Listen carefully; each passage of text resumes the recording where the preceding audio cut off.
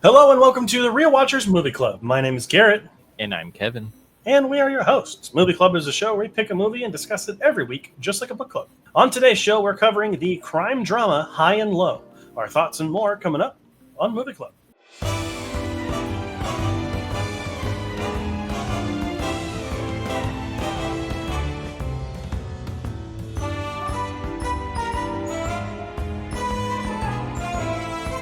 Released in 1963, High and Low was directed by Akira Kurosawa and stars Toshiro Mifune, Tatsuya Nakadai, and Kyoko Kagawa. Sorry if there's any mispronunciation of those names. In the midst of an attempt to take over his company, a powerhouse executive is hit with a huge ransom demand when his chauffeur's son is kidnapped by mistake. It's ranked 85 on IMDb's Top 250 and currently has a 4.6 out of 5 on Letterboxd and is ranked number 5 on its Top 250. Before we dive into our thoughts, though, we do want to issue a spoiler warning for the film. We're going to be covering everything that happens in this movie, so make sure that you watch it before watching this, because we don't want to spoil it for you. But stay tuned to the end of the show to find out what movie we're covering next week, because we had to change it up a little bit. And almost the same genre, though. So, alrighty, Kevin, High and Low is our movie this week. This was my pick this week, and it's very simple. It is in the top 10 on Letterboxd, which I'm very excited to watch the movie for that reason alone. And it is also an Akira Kurosawa movie, who is one of the best directors who has ever lived. And this movie proves that. Yep. I mean, the first two sentences are wow, wow, wow. Kurosawa delivers again. Exactly. It is. Yeah. It was interesting because I had to sit with this movie for a second after watching it, and I was like, "Is this as good as Seven Samurai?" And that was what was really kind of making me sit with it for a moment. But we'll get there in just a second. So obviously, have you heard of this movie before at all? Shocker! No, I have not. Oh, damn, dude! Man, I'm surprised. You haven't heard of this movie? I'm just kidding. I had actually never really heard of this movie either, which is surprising. Usually, I'm pretty in the know on things, as much as I'd like to say that I am. I really am shocked by this movie. It's a little longer. This movie is like 2 hours and 20 minutes. Yeah, but to me, it didn't feel like that. So it doesn't really feel like it, but it is a long period of time for a movie that is in Japanese, and some people would say it goes a little too slow. I don't think this movie goes slow at all. No, I don't think so. But let's go ahead and dive a little bit into this. And there's one thing that I really want to talk about this movie, and I want to see if it's something that you picked up on, which is that this movie feels like it's intensely choreographed. And what I mean by that is it feels like this movie is blocked very well. So if you don't know what blocking is, Kevin, blocking is how the director chooses to stage everything that's in the shot. Okay. And every single shot in this movie is blocked beautifully. And it gives us an idea of what characters are feeling and what they're going through, as much as their dialogue does, right? Yeah. I think of any time where they're on the phone with the kidnapper and the way that the shot looks, or even characters moving from one space to another feels choreographed. It's just the chauffeur going in the background, turning his back because he's sad whenever the kidnapper gets on the phone. The angry decision that our main character gets when he has that speculation of, what if I don't pay them? And everybody else reacts in a certain way. So yeah, I can see it is. I'll have to look up more of blocking, another movie that I know of really well, just to see how similar it is. But yeah, I mean, this movie is gorgeous. This movie feels like it could be a I would like to see this as a Broadway play or as a stage production. I think you could do it, and if done really well, like that first hour in the apartment, or the condo or whatever, easily could be a stage play. I thought it was going to just stay in that whole room, and I would have been perfectly okay with it. Oh yeah, but that would have gotten that. I don't know. That would have eliminated my favorite part of the movie.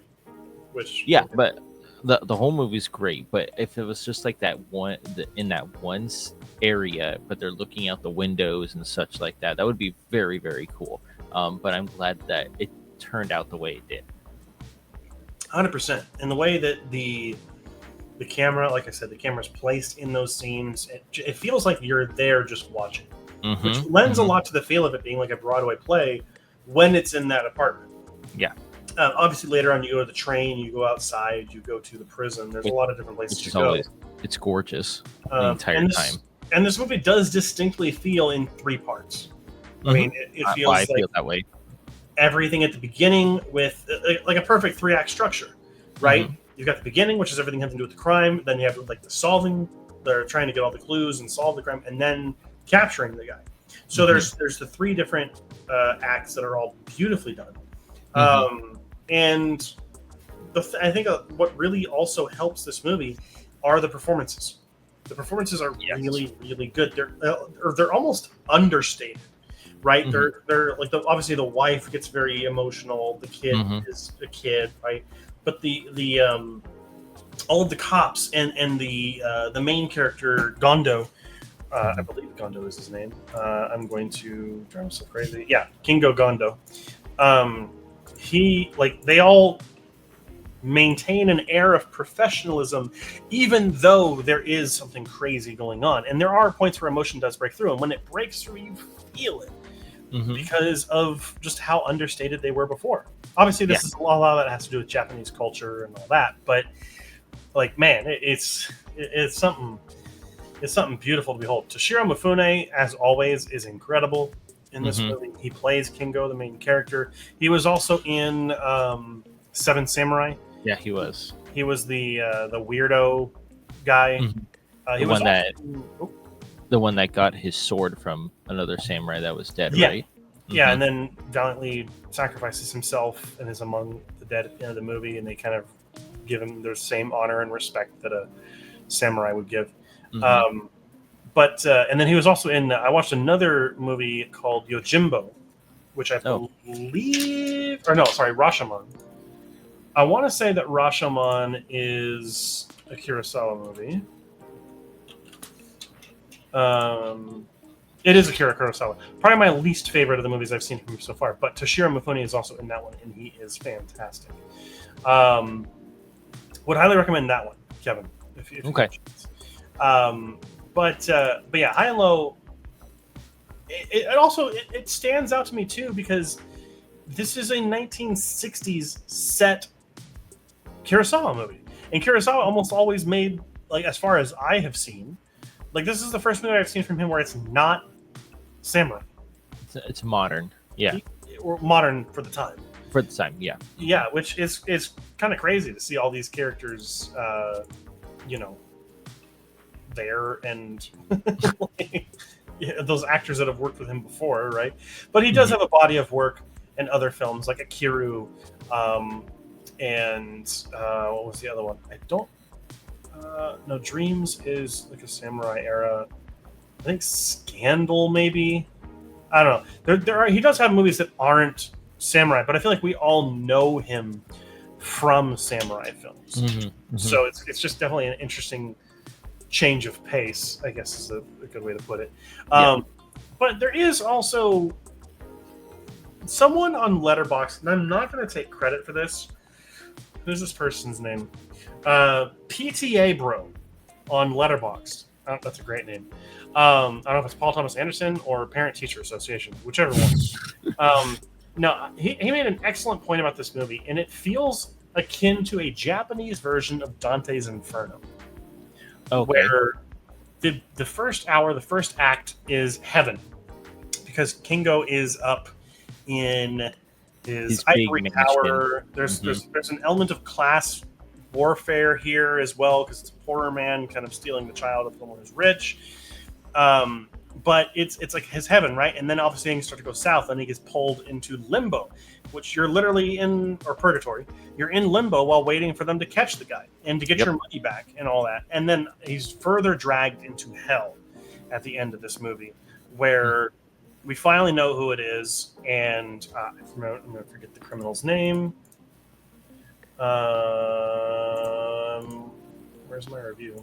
I just had it pulled up. Driving me crazy. Oh, geez. This makes me look bad. I'm not going to edit this out. Oh, my gosh. Tsutomu Yamazaki, I'm going to say that wrong probably, who plays the criminal, is absolutely fantastic in this movie. And, like, also, I mentioned earlier my favorite part of this movie. My favorite part is the prison confrontation at the end. The end of the movie.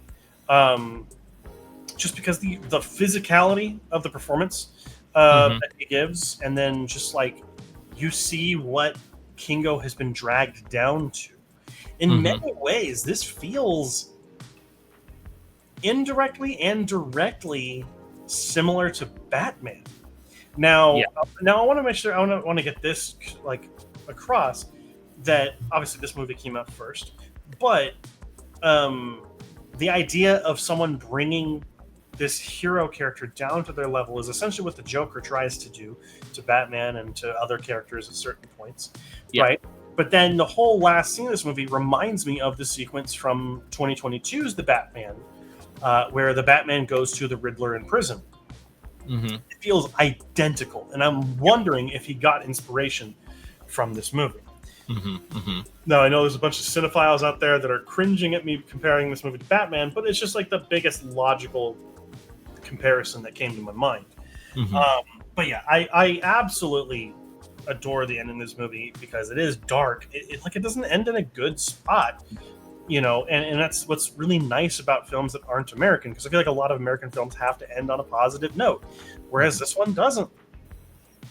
And, you know, all of a sudden, he gets what he deserves, though. That's the thing. But do you think he really deserves it at the end too? So, I mean, but you also have those turns from is it Kingo? I just forgot his name. Kingo from Kingo, where when his son gets captured, and he's like, oh, it's not my son. I don't want to pay the money then. And it's like, ooh, like that's kind of like a dick move. And it's because he's your chauffeur's son. He's like a part of your family pretty much. And that's what the wife was trying to talk to him about or say to him. And then his kid kind of butts in a little bit as well. And I'm glad he went along with it. I truly thought he wasn't going to pay the guy, to be perfectly honest. But that's what showed his emotion as well. He was very contemplated about it, about what he should do in this moment, because he knows his son is okay. And does he take that risk of getting that 30 million yen to just get a kid, his son's friend back?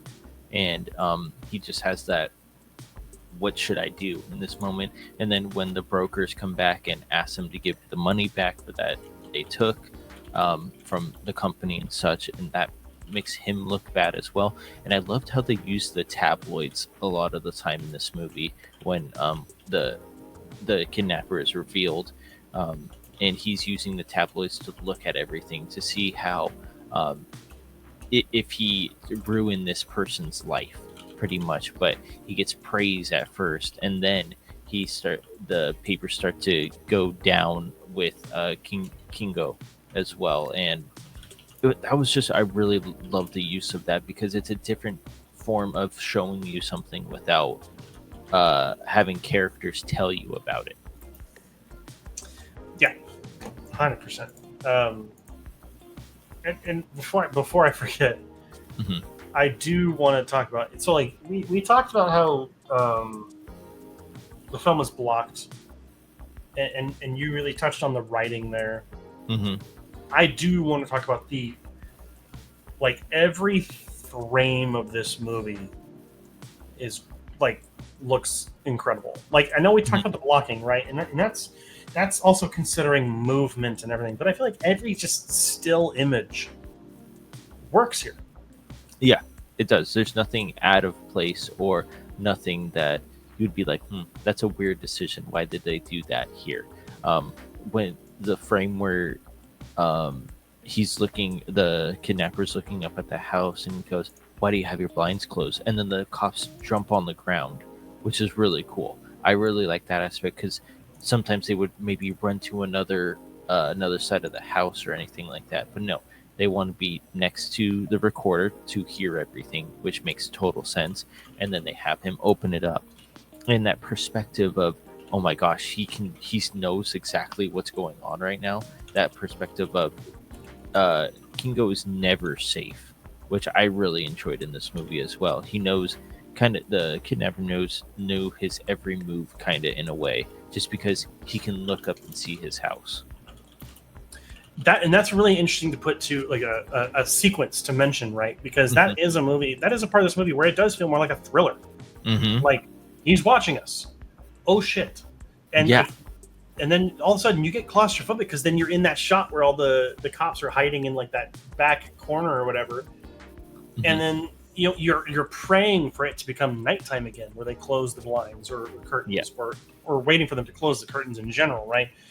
It's brilliant, honestly.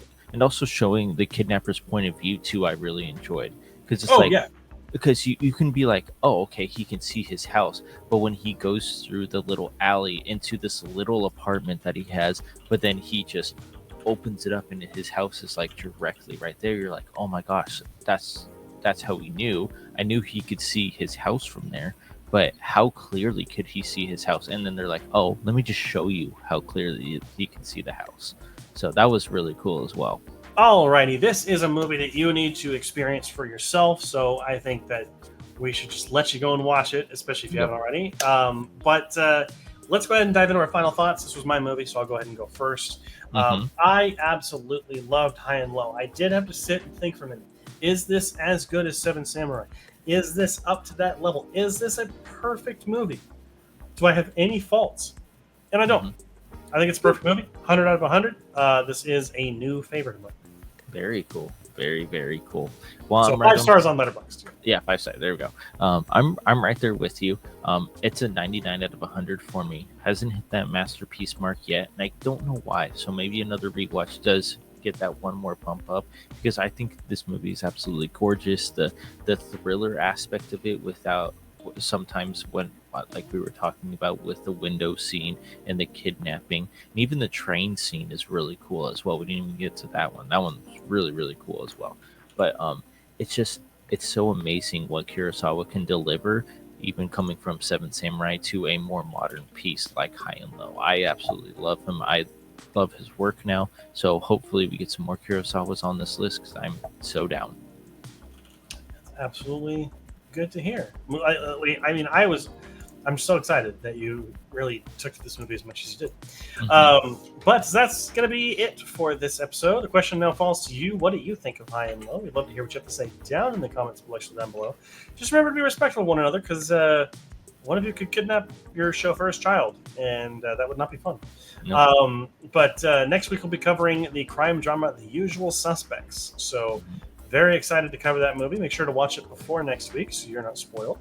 And that's going to be it. Of course, we have this show that goes live every single Friday at 4 a.m. Pacific Standard Time, and we have our live stream every single Wednesday at 7 p.m. Pacific Standard Time, where we are going to cover movie news, reviews, and so much more. So thank you so much for watching, and until next time, make sure to keep those eyes on the screen.